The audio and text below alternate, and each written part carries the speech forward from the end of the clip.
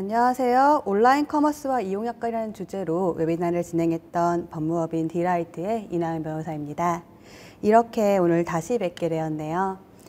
지난번에 온라인 커머스와 이용약관이라는 주제로 웨비나를 진행하면서 많은 분들께서 관심 가져주시고 또 많은 질문을 남겨주셔서 굉장히 인상 깊었는데요. 아무래도 최근에 코로나로 인해서 외출도 많이 줄어들고 이제 저희가 실생활에, 일상생활에 필요한 부분들을 온라인 커머스, 온라인이나 어플리케이션을 통해서 이루어지는 전자상거래가 활성화되다 보니까 그런 부분 때문에 온라인 커머스가 더욱 각광받고 또 관심을 가져주고 계시는 것 같아요. 오늘 웨비나는 미리 공지되었던 것처럼 질의 주신 내용들을 바탕으로 그 질의에 대한 응답이라는 형식으로 진행될 예정입니다. 아무래도 저희가 시간이 한정되어 있다 보니까 온라인 커머스와 이용약관이라는 주제랑 좀 맞지 않는 질문들은 이번 질의응답 시간에는 조금 제외를 하고 진행을 하게 됐어요. 주로 이제 다른 법령과 관련되어 있거나 다른 이슈가 있는 사항들 같은 경우들인데요. 이 부분에 대해서 부득이하게 제외하고 진행하게 된 질의 주신 분들께서는 따로 저희 법인으로 연락 주시면 감사하겠습니다. 이런 부분에 대해서는 양해 부탁드리겠습니다. 우선은 첫 번째 질문에 대해서 답변을 드려보겠습니다. 질문은 약관의 시행일을 서비스를 고객들에게 보여주는 시점을 기준으로 작성해야 하는지 아니면 그 이전으로 해도 되는지에 대한 질의인데요. 결국에는 약관의 시행일, 그 적용일자를 언제로 해야 할지와 관련된 질의인 것 같습니다. 이 부분은 사실은 케이스별로 조금 다른 부분들이 있어요. 왜냐하면 어떠한 약관이냐, 어떠한 서비스를 이제 진행하시려고 하느냐, 약관을 최초로 만든 시점이냐, 아니면 약관을 개정을 하고 개정 약관을 공지하려고 하시는 것이냐에 따라서 달라질 수가 있는데요. 예를 들어서 처음에 약관을 만드신다고 한다면 사실 일반적으로 약관의 내용에 앞으로 이러한 서비스를 우리가 진행을 하려고 하는데 해당 서비스에 대한 내용까지도 약관에 포함을 할 수 있을까요? 라고 물어보시는 경우들이 많아요. 이러한 경우들은 대부분 서비스를 앞으로 할 계획은 있는데 아직 개발이 덜 되었거나 명시적으로 해당 서비스에 대한 구체적인 안이 나오지 않은 경우들입니다. 예를 들어서 지금은 우리가 무료 서비스만 제공을 하고 있는데 나중에는 유료 서비스를 제공을 하려고 한다. 대부분 이제 콘텐츠와 관련된 콘텐츠 제공 사업자분들께서 이렇게 말씀하시는 경우들이 있어요. 아니면은 지금 우리가 흔히 하는 온라인 커머스, 물건을 판매하는 커머스 사업자이긴 한데 지금은 일단은 단일 상품건별로 판매를 하는데 나중에는 흔히 말하는 구독형 상품이라고 해서 일정 이제 매달 자동으로 결제되고 그 결제된 금액에 따라서 상품을 배송하는 서비스를 좀 하고 싶다라고 하시는 경우들도 생기게 되거든요. 이러한 경우에는 그럼 약관에 처음부터 반영을 할 것인가 아니면은 나중에 이제 개정하고 나서 약관에 넣어야 되냐 이런 부분들을 많이 이제 고민을 하시게 되는데요. 이러한 경우에는 보통 약관에 향후에 우리가 이러한 서비스를 개발할 건데 개발을 하게 되는 경우에는 이러한 규정들이 적용된다라는 내용들을 약관에 담으시는 경우가 많아요. 그래서 서비스를 고객들에게 실제로 보여드리는, 다시 말해서 고객들이 실제로 그 서비스를 이용할 수 있는 시점보다 더 이전에 약관에 반영이 되게 되고 해당 반영된 약관의 내용을 해당 약관이 시행되는 일을 실제 서비스 개시 시점보다 그 이전에 하시는 경우들도 있어요. 이러한 부분에 대해서는 사실 이제 사업자분들께서 처음에 약관을 구성하시면서 좀 고려해 주시면 좋으신 부분인 것 같아요.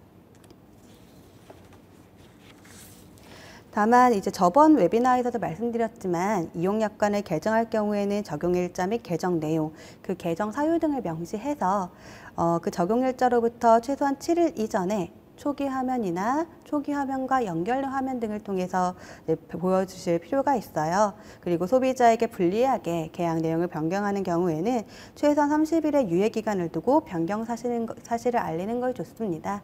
그래서 이 경우에는 실제로 해당 약관, 변경된 개정 약관의 시행일이 좀 뒤라고 하더라도 먼저 개정 약관을 마련을 하여서 공지하여야 된다라는 점을 좀 유의해 주시면 좋을 것 같아요.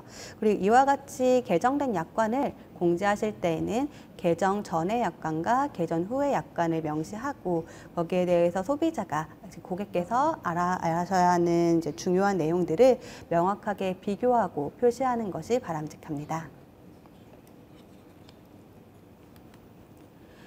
다음은 이제 두 번째 질문인데요. 서비스 이용 약관이나 개인정보 처리 방침이 서비스를 운영하면서 변경될 수 있습니다. 가입 후 변경된 내용에 대해서는 회원들에게 추가 동의를 받아야 하는 것인지 아니면 추가 동의 없이 변경 사항에 대해서만 공지를 하면 되는 것인지 궁금하다는 질문이신데요. 이 부분은 사실은 실제로 사업자분들께서 사업을 하시면서 많이 고민하시는 부분이에요. 결국에는 사실 이게 일일이 개별적으로 동의를 받아야 된다 혹은 뭐 개별적으로 통지를 해야 한다라고 한다면 사업자 입장에서 이제 들어가는 비용도 비용이고 또 당연히 아무래도 개별 통지하고 동의를 받는 과정에서 고객으로부터의 클레임이 들어올 수가 있는 부분이기 때문에 이런 부분들을 굉장히 많이 고민하시는데요. 결국 이용약관이나 개인정보 처리 방침을 변경하는 경우에 개별적으로 동의를 받아야 하는가?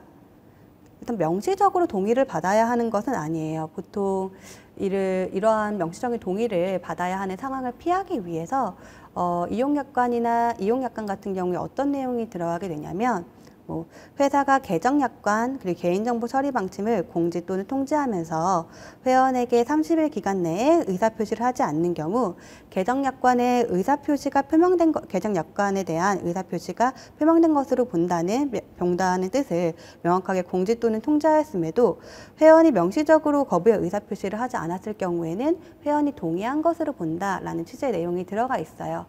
결국에는 회사 입장에서는 내가 이용약관을 개정한다라고 통지하였음에도 이게 공지를 하였음에도 불구하고 이에 대해서 회원이 상당 기간 동안 이의를 제기하지 않거나 혹은 탈퇴하지 않거나 한 경우에는 회원이 그 개정약관에 동의한 것으로 가름한다라는 취지의 내용입니다. 보통은 이제 이러한 내용이 들어가게 되고 이제 해당 내용에 따라서 개정약관을 이제 고객에게 적용하는 경우가 많습니다. 개인정보 처리 방침의 경우에는 보통 그 안에 개인정보 처리 방침이 지속적으로 변경될 수 있으니 부디 이제 이러한 내용을 정기적으로 확인해 주세요 라는 취지의 내용이 들어가게 되는데요. 이러한 부분에 대해서는 이제 보통 이제 개정 공지만 하는 것으로도 충분하기도 해요. 다만 그럼에도 불구하고 저희가 가급적이면 개별적으로 동의를 받아야 하는 게 좋다라고 이제 의견을 드리는 경우가 있어요. 이 부분은 일괄적으로 말씀드리기는 어려운데요. 예를 들어서 개인정보와 관련해서 처음에 개인정보 처리 방침을 작성을 하실 때 이렇게 말씀 주시는 경우가 있어요. 제일 처음에 우리가 개인정보 업무를 처리할 때에는 별도로 위탁하는 경우도 없고 특히 개인정보를 제3자에게 제공하는 경우도 없었다. 그런데 지금 이제 사업을 하다 보니까 내부 인력만으로는 이런 개인정보 업무를 모두 처리하기 어려워서 이거를 이제 좀 다른 사람한테 맡기고 싶다 혹은 개인정보를 제3자에게 제공을 하고 싶다 라고 하시는 경우가 생기게 돼요. 근데 이러한 경우에는 별도로 그러니까 개인정보 처리 방침과도 별도로 개인정보 제3자 제공에 대한 동의를 받아야 되고요. 또 이를 반영을 해서 개인정보 처리 방침도 이제 개정을 해야 되는데 가급적이면 이 부분에 대해서 개별적인 통지든 개별적인 동의 방식이든 이런 식으로 개인정보 처리 방침이 좀 변경되었다라는 취지를 소비자에게 명확히 알릴 필요가 있습니다. 그리고 개인정보 처리 방침을 앞에서 제가 약간 모호하게 말씀드려서 보완해서 설명드리자면 개인정보 처리 방침이 개정되었다라고 말씀드리는 것만으로는 이제 부족하고요. 별도로 개인정보 제3자 제공에 대한 동의를 받으시는 것이 필요합니다.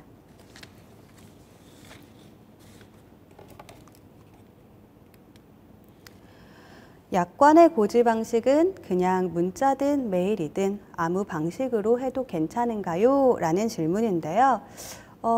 이 질의는 사실 다양하게 해석이 될 수 있는 것 같아요. 결국에는 약관에서 규정하고 있는 회원에게 개별적으로 통지를 해야 된다라는 내용이 있어서, 그럼 회사가 개별적으로 통지를 할 때 메일이든 문자든 상관이 없나?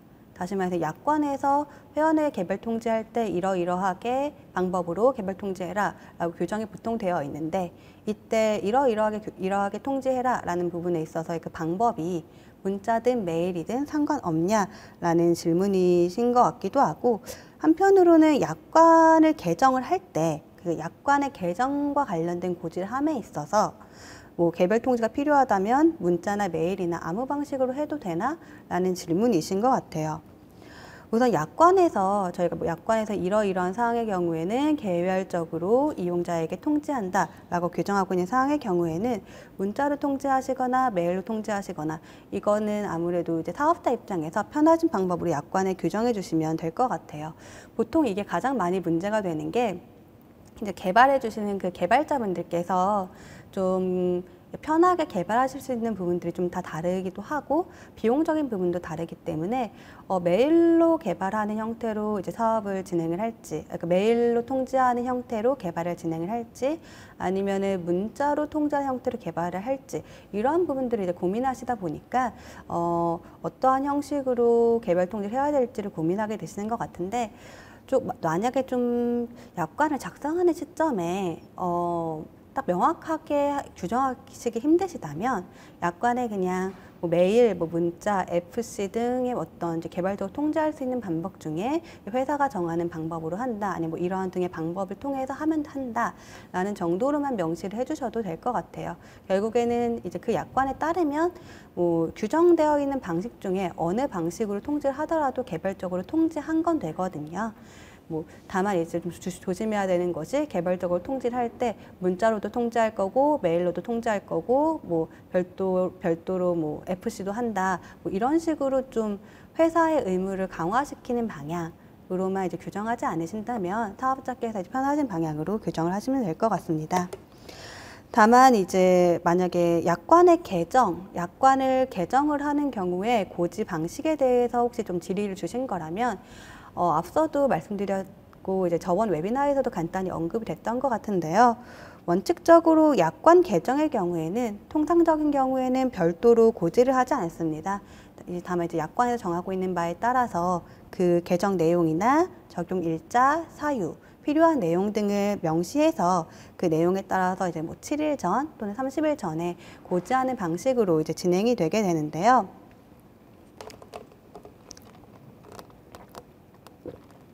다만 경우에 따라서는 저희가 개별적으로 통지를 하는 것이 이제 필요하다라고 보는 사항들이 있는데, 우선 법적으로 반드시 개별적으로 통지해야 되는 사항은 약관이랑은 조금 다를 수도 있고, 번외로 말씀드리지만 가끔 이런 경우들이 있어요. 이제 온라인 커머스 사업을 운영하시다가 영업을 양도하시는 경우가 있어요. 그러면은 이제 영업을 양도하면 어떤 문제가 생기냐?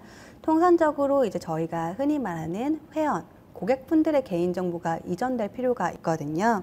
이와 같이 영업양도 등으로 이제 개인정보가 이전되는 경우, 영업양도뿐만 아니라 뭐 여러 가지 형태가 있겠죠. 뭐 이제 뭐 저희가 흔히 말하는 뭐 M&A든 아니면 이제 다른 방식으로든 그 계약의 형태, 계약의 이름이 어떻게 되었든 간에 뭐 개인정보가 이렇게 이전되는 경우에는 그 개인정보 이전에 대해서 개별적으로 고객에게 통지를 해야 합니다. 이러한 경우에는 개별적으로 통지해야 된다라는 점을 이제 유의해 주시면 좋을 것 같고요. 그리고 뭐 콘텐츠를 일방적으로 회사에서 삭제하시거나 계정을 종료하거나 서비스를 중단하는 것과 같이 고객한테 예측하기 어려운 손해를 발생시키는 약관의 변경이라던가 혹은 약관에 따라서 어떠한 사항을 이제 진행을 하시고자 하는데 그것이 고객에게 지나치게 불리한 내용이다라고 한다면, 별도 통지나 동의를 받지 않는다면 그것 자체가 불공정 약관에 해당하거나 혹은 해당 행위 자체가 좀 효력이 없다라고 판단이 될 수도 있거든요. 때문에 이런 부분에 대해서는 이제 개별 통지하는 것이 바람직합니다. 네, 그 대표적으로 이제 저희가 주로 문제가 고객과 회사랑 간에 이제 문제가 되는 것이 아무래도 마일리지 소멸과 같은 부분인데요. 그래서 보통 이제 마일리지 소멸되기 전에 개별적으로 문자나 통지 등을 하는 것이 이러한 분쟁을 좀 예방하기 위한 차원이다라고 생각을 해주시면 될 것 같아요. 그러면 다음 질문으로 넘어가겠습니다. 신규 모바일 어플을 런칭할 때 회원가입 약관이나 개인정보 처리 이용 방침 등 웹서비스 내 법률 약관은 어디서 공증, 검토를 받을 수 있을까요? 꼭 공증, 법률 검토를 받아야 하는지도 이제 궁금하다라고 이제 말씀을 주셨는데요. 결국에는 이 취지는 법률 검토가 필수인가? 라는 취지의 말씀이신 것 같아요. 물론 변호사 입장에서는 가급적이면 법률 검토를 받으실 것을 권유해 드리고는 싶어요. 왜냐하면 제가 저번 웨비나에서도 말씀드렸지만 뭐 통신판매업자냐 통신판매 중개자냐와 같은 그런 사업 형태에 따라서 약관에 포함될 내용이 달라져야 되는 부분들도 있고요. 판매하시고자 하는 상품이 일반적인 화장품이냐 아니면 서비스나 용역 같은 형태이냐 아니면 그것도 아니면은 뭐 좀 특별한 법령들이 적용되는 뭐 동물 사료나 이러한 특별한 제품이냐에 따라서 약관에 포함될 필요가 있는 내용들이 좀 다 달라요. 그래서 가급적이면은 법률 검토를 받으실 것을 저는 권유는 드리고 싶어요. 다만 그거랑 별개로 취업규칙 신고 의무라던가 뭐 이런 거와 같이 사업자가 반드시 법률 검토를 받아야 하는 꼭 법률 검토를 받아야 하냐라고 물어보신다면 사실 그렇지는 않아요. 이제 법률 검토를 받아야 되는 것이 의무사항은 아니나 그렇게 검토를 받지 않고 이제 진행을 하셨을 경우에는 아무래도 소비자와의 관계에 있어서 분쟁이 발생을 하거나 아니면은 현행법에 좀 위반되는 이용 약관이 만들어질 수가 있기 때문에 가급적이면 법률 검토를 받으면 좋겠다라는 취지로 말씀드립니다. 이렇게 공증 같은 경우에는 일반적으로 약관에 필요한 절차는 아니기 때문에 법률 검토만 이제 진행을 해주셔도 충분할 것 같아요. 이 부분은 사업자 판단에 따라서 좀 진행을 해주시면 좋을 것 같습니다. 다만 이제 좀 추가적으로 말씀을 드리는데요. 법률 약관을 이제 또 질문 중에 하나가 어디서 법률 약관 검토를 받을 수 있을까요? 라는 질문인데 이 부분은 가급적이면 이제 주로 이제 해당 업무를 많이 했던 법률사무소나 법무법인을 통해서 좀 진행을 하시는 것이 좀 좋을 것 같아요. 아무래도 이커머스라는 분야가 조금 특정한 분야이고 또 일반적으로 스타트업에 있어서는 크게 문제가 되지 않는 건이긴 하나 최근에 이제 공정거래위원회나 아니면 저희 이제 관련 기관들, 이제 규제 기관들에서 이런 온라인 커머스, 이커머스에 대해서 좀 더 엄격하게 보고 좀 더 이제 관리하려고 하는 그러한 부분들이 있기 때문에 이러한 부분에 대해서는 아무래도 좀 경험이 많고 그때그때 좀 최신의 규제 기관의 태도라던가 최신의 이슈에 좀 민감한 그 전문 법무법인이나 법률사무소에서 검토를 받으시는 것이 좋습니다.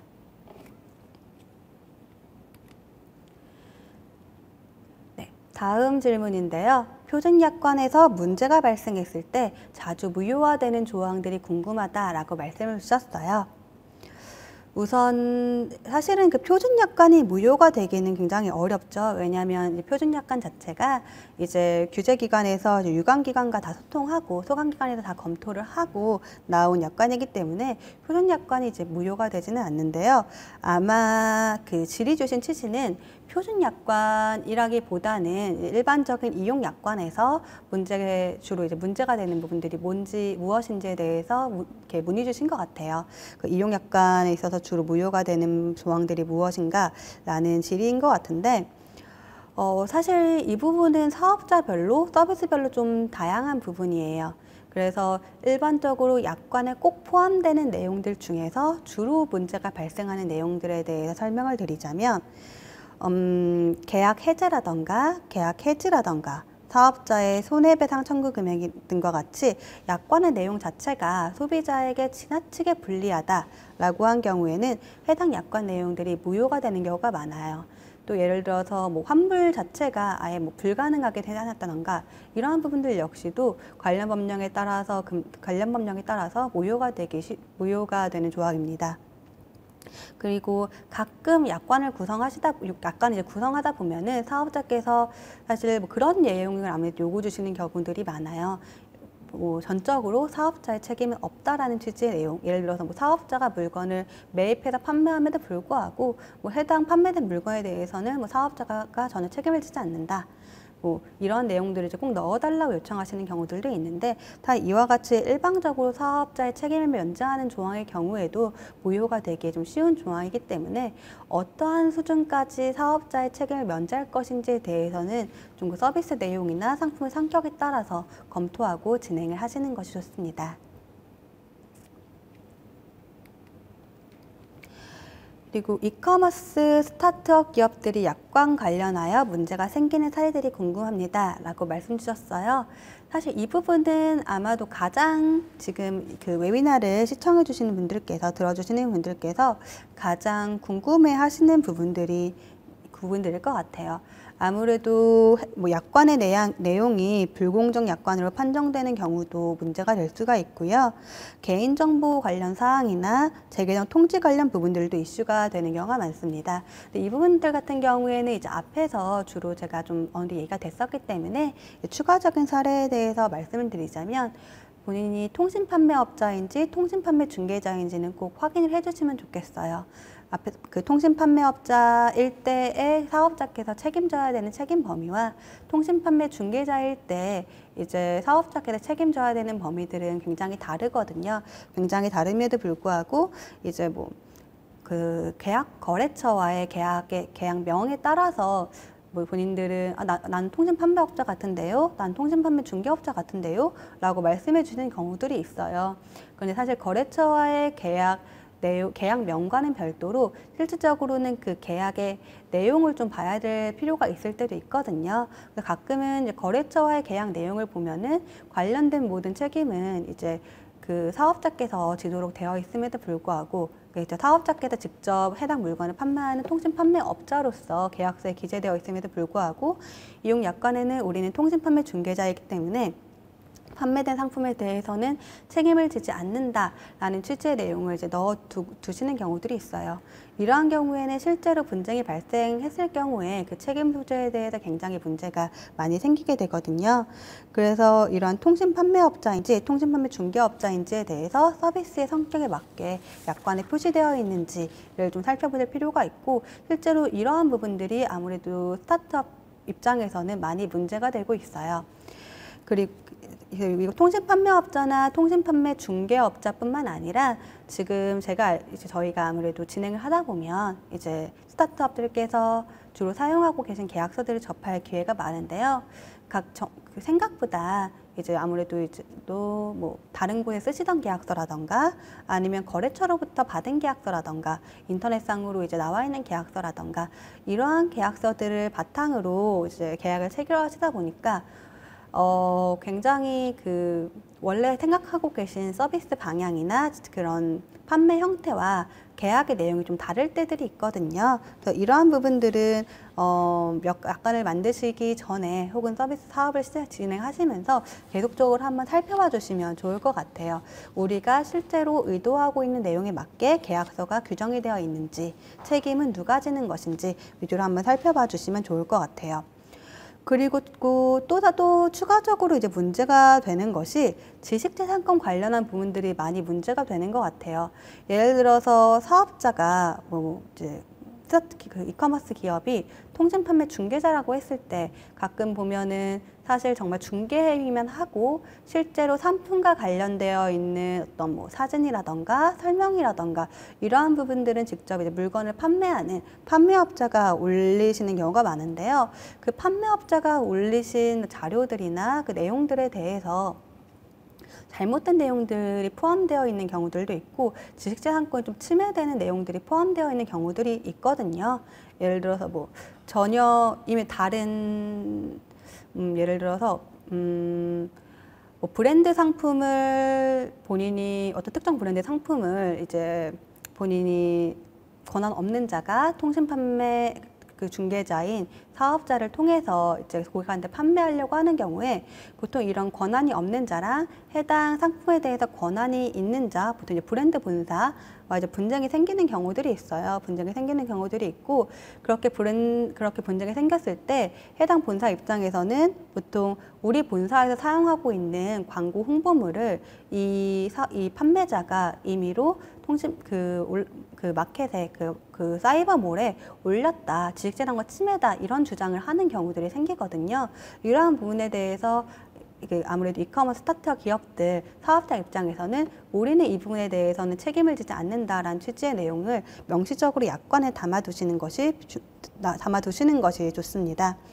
그리고 소비자와의 관계에서는 아무래도 환불과 관련된 부분들이 가장 많이 문제가 되고 있는 것 같은데요. 환불이 불가능한 서비스 특성상 주문 제작 상품이라던가 하는 등의 사유로 환불이 불가능하신 경우에는 환불이 불가능한 사유를 이제 명시하고 약관의 환불 기준 등을 명시를 하는 것이 바람직합니다. 이러한 것 결국에는 약관이라는 것은 그 회사 입장에서 사업자분들 입장에서는 사업을 하심에 있어서 분쟁이 발생을 했을 때 이제 회사 입장에서 책임 소재라던가 분쟁 해결 방법에 대해서 소명할 수 있는 내용이에요.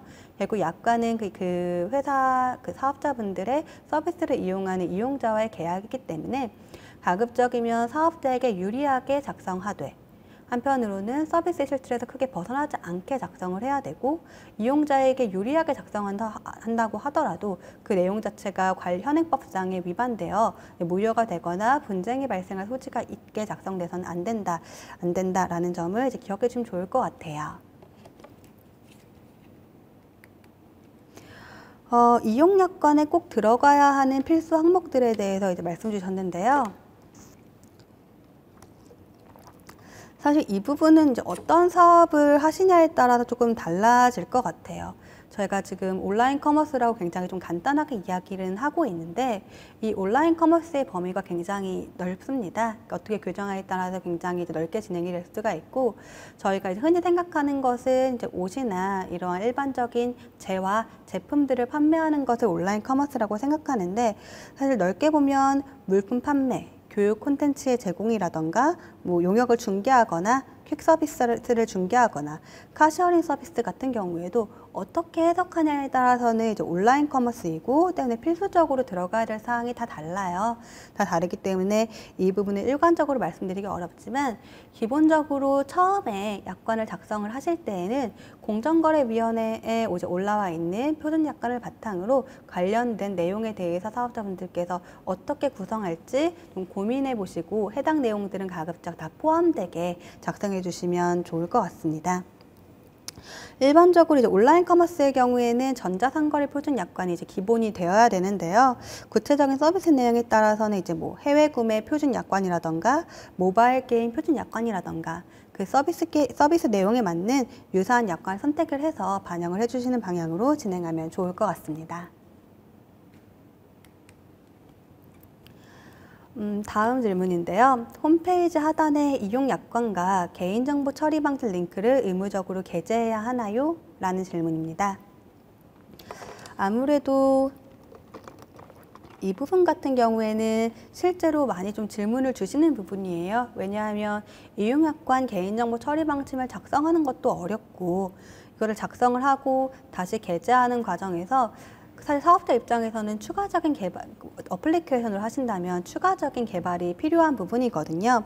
그래서 이 부분들을 굉장히 고민을 많이 하시는데 사실은 엄격히 말씀드렸을 때 원칙적으로는 게재되어야 됩니다. 게재되는 것이 좋아요. 게재될 필요가 있습니다. 예를 들어 개인정보를 처리하는 온라인 커머스는 이제 개인정보보호법상 이제 꼭 필수적인 사항들을 포함을 해서 개인정보 처리 방침을 정해서 사이버몰에 이제 게재를 해야 되고요. 그리고 이제 통신판매업자와 같은 통신판매업자의 경우에도 사이버몰을 운영하고 있는 통신판매업자의 경우에도 이제 이용약관을 이제 게시를 해야 됩니다. 이용약관이나 이런 개인정보 처리 방식을 게재할 때 홈페이지 초기 화면에 혹은 연결 링크들을 통해서 이제 게재하도록 하고 있고요. 이 부분에 대해서 물론 부담을 느낄 수도 있지만 기본적으로 이용약관이나 개인정보 처리 방침은 회사의 업무 처리 방식의 기준이 된다라는 점, 그리고 실제 분쟁이 발생하였을 때 이러한 기준에 따라서 우리는 처리하고 있다라고 소명할 수 있는 기준이 될 수 있다는 점. 그래서 너무 부담을 갖지 마시고 이제 이용약관이나 개인정보 처리 방침을 작성을 해서 게재하는 것이 회사 입장에서 법도 준수하고 좀 더 장기적으로 좀 더 이득이다라고 생각을 해주시면 좋을 것 같아요. 실제로 이제 개인정보 처리 방침이나 이용약관 같은 경우에 소비자와의 분쟁에 있어서 중요하지만 나중에 이제 어떤 형태로든 이제 규제기관의 제재를 받거나 규제기관의 조사를 받을 때 생각보다 이제 온라인 커머스 스타트업 기업들이 커지게 되는 경우에는 뭐 라이벌 회사이든 아니면 뭐 어떤 소비자분들이든 공정거래위원회나 아니면 이제 다른 수사기관들을 통해서 이 회사가 이렇게 뭔가 잘못하고 있다라는 민원을 제기하시는 경우들이 실제로 종종 있어요. 이러한 규제기관이나 유관기관, 그 소비자의 민원 제기에 대해서 선제적으로 대응한다라는 취지로 이용약관 및 개인정보 처리 방침을 이제 좀 유익 있게 생각해서 이제 작성을 해주시면 좋을 것 같습니다.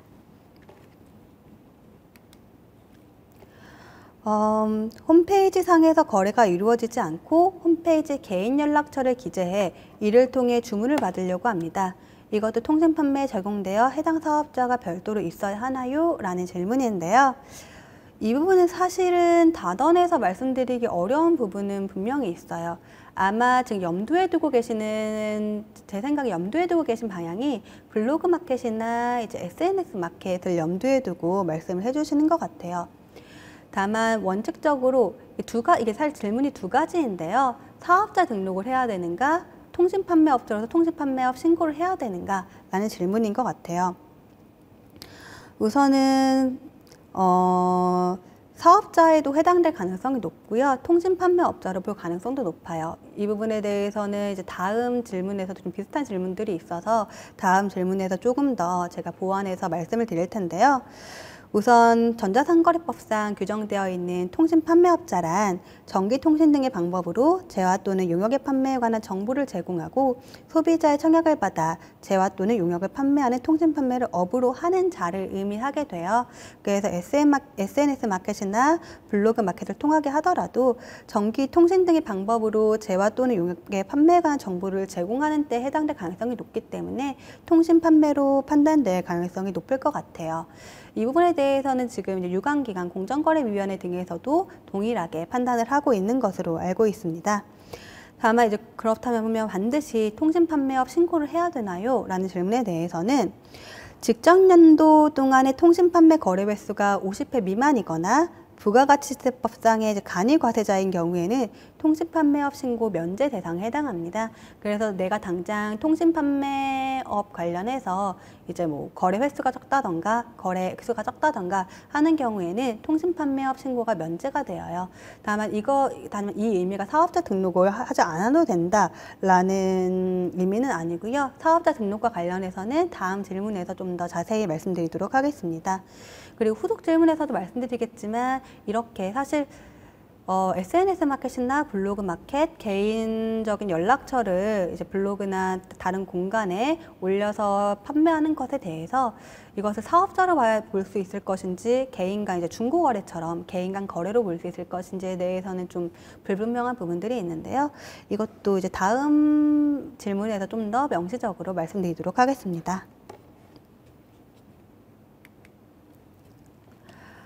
홈페이지를 회원 가입 없이 비회원들을 운영하게 되면 이용약관을 명시하지 않아도 되나요? 또한 개인정보를 받지 않으니 개인정보 처리 방침 역시 명시하지 않아도 되는지에 대한 질문입니다. 앞에서도 말씀드렸던 것처럼 이제 원칙적으로는 사이버몰의 운영자의 경우에는 이제 그 통신판매업자인 사이버몰 운영자의 경우에는 이용약관을 이용약관을 게재하실 필요가 있고요. 그리고 개인정보를 처리하는 경우에는 이제 개인정보 처리 방침 역시 명시할 필요가 있는데요. 개인정보를 받지 않는다고 말씀 주셨는데 실제로 온라인 커머스와 관련해서는 개인정보를 받지 않는 경우들은 거의 없어요. 자동으로 수집되는 정보들도 있고, 아무래도 이용을 하심에 있어서 물건을 사시는 경우에는 필연적으로 개인정보가 처리될 수밖에 없거든요.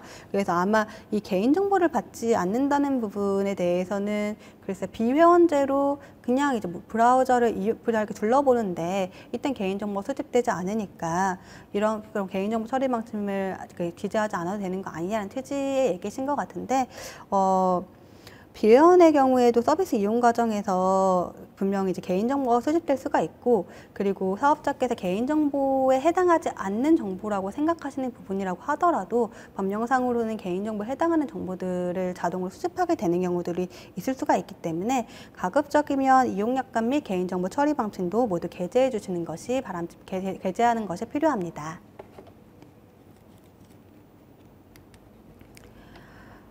그리고 블로그 마켓, 인스타 마켓은 사업자 등록 없이도 가능한가요? 불법인 경우 벌금이 어느 정도인지도 궁금합니다. 라고 말씀 주셨는데요. 앞에 말씀드렸던 내용이랑 좀 이어지는 부분인 것 같아요. 이 부분은 결국에는 사업을 하냐의 문제예요. 그래서 단순히 이게 업으로서 하는 거, 그러니까 사업으로서 하는 게 아니라 일시적인 개인 간의 거래라고 한다면 별도의 사업자 등록이 요구되지는 않습니다. 저희가 뭐 중고 거래를 하거나 아니면 개인 1대1로 어떤 일정한 물건을 판매할 때도 모두 다 사업자 등록을 하지는 않는데요. 다만 이를 하나의 업으로서 이제 계속적으로 하시는 경우에는 원칙적으로는 사업자 등록을 해야 된다라고 생각을 해주시면 좋을 것 같습니다. 만약에 사업자 등록을 하지 않고 사업하는 경우에는 이제 어떤 문제가 생기냐? 가장 큰 문제는 이제 탈세와 관련된 부분인데요.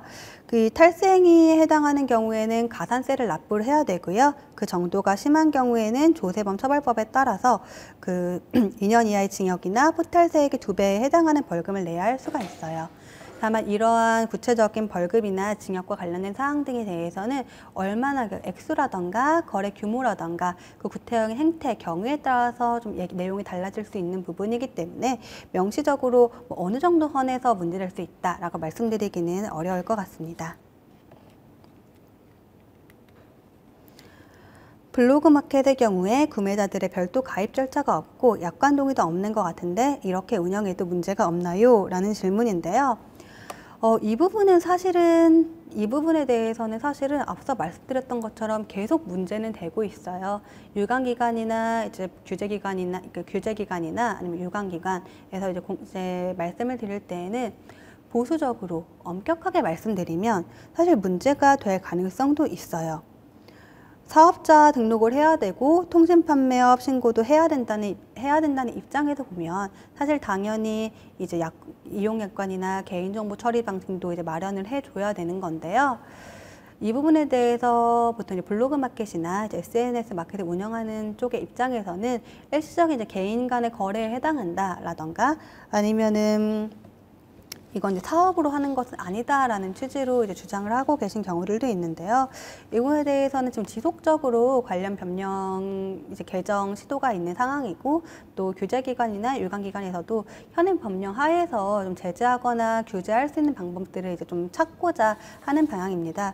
그래서 장기적으로는 결국엔 이 부분에 대해서는 명확한 기준이나 향후 어떤 규제에 대한 일정한 프로세스가 나올 것 같고, 이 부분에 대해서는 혹시 이제 블로그 마켓의 형식으로 운영을 하고자 하시는 사업자가 계시다면 문제가 될 가능성이 있는 사업이기 때문에 좀 사업 구축 단계에서부터 그리고 예상되는 거래 규모까지도 고려를 해서 다 별도 이제 뭐 이용약관이라던가 개인정보 처리 방침 그 외 관련 법령상 준수해야 할 사항들은 없을지에 대해서 사전에 검토를 받아보시고 진행하는 것이 좋을 것 같습니다. 다음 질문은 별도 회원가입 약관 동의를 클릭하는 과정 없이 상품 페이지에 약관을 적어두고 구매 진행 시 약관에 동의하는 것으로 가름된다 라는 문구를 넣어도 괜찮을까요? 라는 질문이신데요. 이 부분은 결국에 그 비회원제로 운영한다는 전제로 말씀을 주시는 것 같아요. 사실은 어떤 취지의 약관에 동의하는 것으로 가름한다는 것인지 아니면 홈페이지 이제 초기 화면이나 뭐 연결된 화면에 개인정보 처리 방침이나 이용약관 관련된 이용약관이 포함이 되어 있으나 이에 대해서 별도의 회원가입이나 약관 동의 절차는 거치지 않고 실제 상품을 구매하시는 단계에서만 약관을 적어두고 구매 진행 시 약관에 동의하는 것으로 가름된다는 문구를 넣어도 되냐라는 질문이신 것 같은데요. 이 부분은 사실 개별적인 검토가 필요하신 상황이에요. 실제로 가끔 그런 경우들은 있거든요. 보통 개인정보 처리 방침이나 이용약관을 홈페이지에 다 게재해 놓긴 하는데 그 결제 단계에서 별도 약관에 동의하게 하시는 경우들이 있어요. 근데 이러한 경우에는 어떤 동의 절차로 동의하는지, 그리고 소비자가 보는 화면이 어떤 화면을 소비자가 보게 되는지, 그 동의 버튼이 자동으로 클릭이 되어 있는지 아니면 별도로 소비자가 동의 클릭을 할 수 있도록 되어 있는지에 따라서 달라지기 때문에 실제로 사업자께서 생각하고 계시는 그 방향이 무엇인지, 서비스 화면이 무엇인지에 따라서 조금 개별적인 검토가 필요하실 것 같습니다. 그리고 이 부분은 실제로 가끔 이제 문제가 되는 부분인데요. 결제 화면을 구성하시면서 전자상거래법상 좀 주의하셔야 되는 부분들이 있어요. 결제 화면으로 연결되기 전의 화면이나 파업 화면을 통해서 전체 신청 내용, 청약 내용을 확인할 수 있도록 하고 소비자에게 신청 내용, 청약 내용, 그러니까 구매하는 내용에 따라서 청약 절차를 계속 진행할 것인지 확인할 수 있도록 하는 절차를 마련할 필요가 있어요. 그런데 보통 이제 이러한 화면들을 구성을 하지 않고 바로 결제되어 버리게 하는 경우들도 있는데요. 이러한 경우들 같은 경우에 나중에 소비자 입장에서 이런 내가 실제로 소비를 하고 싶지 않았는데, 결제를 하고 싶지 않았는데 나는 관련된 고지도 받지 못했고 관련 정보도 제공받지 못했고 결제만 됐다라고 주장할 수도 있기 때문에 이 부분은 결제 화면을 구성하실 때부터 조금 고려해 주시는 것이 좋을 것 같아요.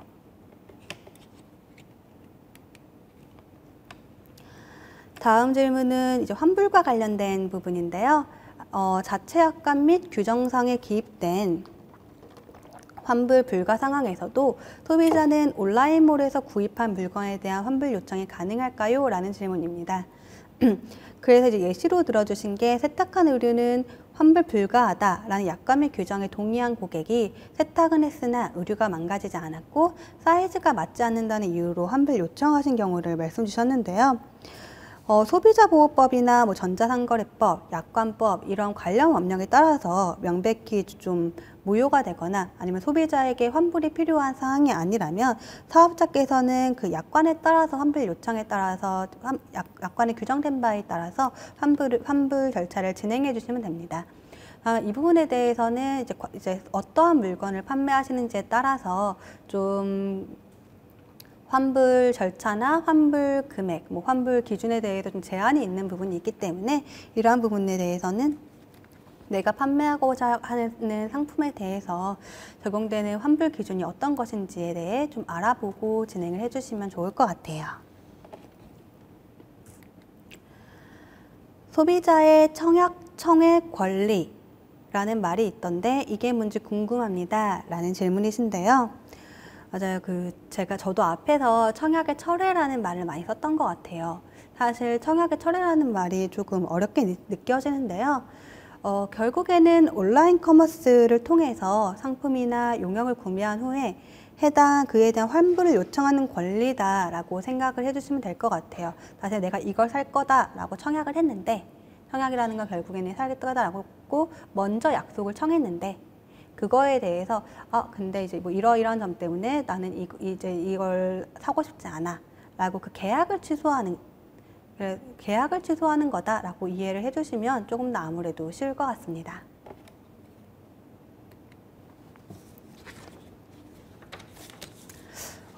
이 부분 같은 경우에도 사실 앞에 SNS 마켓이나 블로그 마켓이랑 좀 연결이 되는 질문인데요. 온라인 창업을 할 때 얼마 이상의 매출이 나오기 시작하면 사업자 등록증을 등록을 해야 되나요? 아무래도 사업자 등록증을 내는 것 자체가 조금 부담스러우실 수도 있어서 이렇게 말씀을 주시는 것 같아요. 하지만 앞서서 블로그 마켓이나 SNS 마켓 설명할 때도 말씀을 드렸던 것처럼 원칙적으로 본인이 사업자로서 계속적 반복적으로 물건을 판매하시고자 한다면 그 규모랑 상관없이 사업자 등록을 하셔야 됩니다. 이 부분에 대해서는 비단 이런 온라인 커머스에만 적용이 되는 내용은 아니고요. 모든 사업자분들에게도 적용이 되는 내용인데요. 결국에는 계속적 반복적으로 일종의 업으로서 해당 사업을 한다면은 그에 대한 사업자 등록을 해야 한다라는 취지고요. 그 이유는 아무래도 과세적인 부분, 그 사업 소득에 대한 세금 부과라는 측면 때문입니다. 다만 이제 온라인 커머스 입장에서 그럼 사업자 등록은 꼭 해야 되는 거면 통신 판매업 신고도 꼭 해야 되는 거냐라는 부분은 앞서 말씀드렸던 것처럼 직전 연도 동안 통신 판매 거래 횟수가 50회 미만이거나 부가가치세법 제2조 제4호에 간이 과세자에 해당하는 경우에는 통신 판매업 신고도 면제되기 때문에 그분에 대해서는 이제 거래 규모라던가 아니면 액수, 거래 횟수 등을 좀 고려하여서 신고 여부를 결정해 주시면 좋을 것 같아요. 저희가 시간이 조금 여유가 있어서 지난 웨비나 때 진행했던 질의 답변 관련해서 일부 내용을 좀 보충해서 설명을 드리고자 합니다. 당시 이제 질문 중에 웹 애플리케이션 서비스를 위한 표준 약관도 있나요? 라고 질문을 해주셨었는데요. 당시 이제 제가 공정거래 위한 표준 약관을 참고하실 수 있다는 답변을 드렸었는데 이 부분에 대해서 서비스별로 좀 다를 수 있다는 점을 좀 더 명확히 설명드리면 좋을 것 같아요. 혹시 그 표준 약관을 좀 찾아보실 때 웹 애플리케이션 표준 약관이라는 명칭으로 찾아보셨을 수도 있을 것 같은데 명시적으로 웹 애플리케이션 서비스 이용 약관이라는 명칭으로 별도의 표준 약관이 존재하지는 않아요. 기본적으로 전자상거래 표준 약관이 대부분의 온라인 커머스라던가 어플리케이션 서비스와 관련해서 기본적인 방향의 이용 약관이라고 생각을 해주시면 좋을 것 같고요. 다만 거기 보시면은 굉장히 다양한 표준 약관들이 있어요. 모바일 게임 표준 약관이라던가 해외 구매 표준 약관이라던가 다양한 표준 약관이 있는데 그 중에서 서비스 그 사업자께서 생각하고 계신 서비스 방향과 맞는 다른 표준 약관들을 또 함께 고려를 하여서 이제 만들어 주시면 좋을 것 같아요. 제가 이렇게 보충해서 따로 설명을 드리는 이유는 저희가 웹 애플리케이션이다라고 하였을 때는 사실 그 범위가 굉장히 넓게 해석이 되다 보니까 저희가 일반적으로 생각하는 재화나 용역을 판매한다라고 했을 때 생각되는 그 의류 쇼핑몰 아니면은 일종의 소품이나 운동화 쇼핑몰 이런 물리적인 재화를 판매하는 것과 또 그렇지 않고 카시얼이라던가 일종의 서비스를 제공하거나 중개하는 웹 애플리케이션은 조금 성격이 다를 수가 있거든요. 이런 성격이 다른 부분에 대해서는 어느 정도 해당 성격의 내용을 반영한 약관이 필요하기 때문에 좀 더 구체적으로 말씀드리고자 이렇게 설명을 드렸습니다. 지금까지 주신 내용을 바탕으로 간단한 질의응답 시간을 가져보았어요. 제가 조금 빠르게 시간적인 제한이 있다 보니까 조금 빠르게 진행을 하게 되어서 혹시 말 전달에 있어서 조금 부족한 부분이 있을까 걱정이 되기도 합니다. 긴 시간 동안 지루한 웨비나를 들어주셔서 감사합니다. 온라인 커머스가 최근에 성장을 하다 보니까 아무래도 기존 규제와 상충하거나 규제가 모호한 부분들이 있는데요. 이 부분들에 대해서 의문을 조금이나마 줄일 수 있는 시간이 되었다면 좋을 것 같아요. 특히 아무래도 이런 온라인 커머스 스타트업의 경우에는 사실 서비스 발전 최첨단, 제일 앞단에 있지 않습니까? 때문에 기존 규제들로는 다 커버하기 어려운 부분들, 기존 규제와 좀 상충하거나 모호한 부분들이 있는데 이러한 부분들에 대해서는 지속적으로 앞으로도 계속 관련 규제가 정비될 것 같으니 이러한 부분들은 사업자분들께서 지속적으로 관심을 가져주시면 좋을 것 같아요. 코로나가 지속이 되다 보니까 아무래도 최근에 힘든 일들도 많이 생기고 또 저희 입장에서도 일상생활을 하는데 많은 불편함과 어려움이 있는 것 같습니다. 하지만 항상 이런 힘든 상황에서도 좋은 일들만 가득하시고 행복한 일들만 있으면 좋겠습니다. 관련해서 궁금하신 사항이 있다면 추가적으로 저희 법무법인 디라이트로 언제든지 연락 부탁드립니다. 지금까지 법무법인 디라이트의 이나은 변호사였습니다. 감사합니다.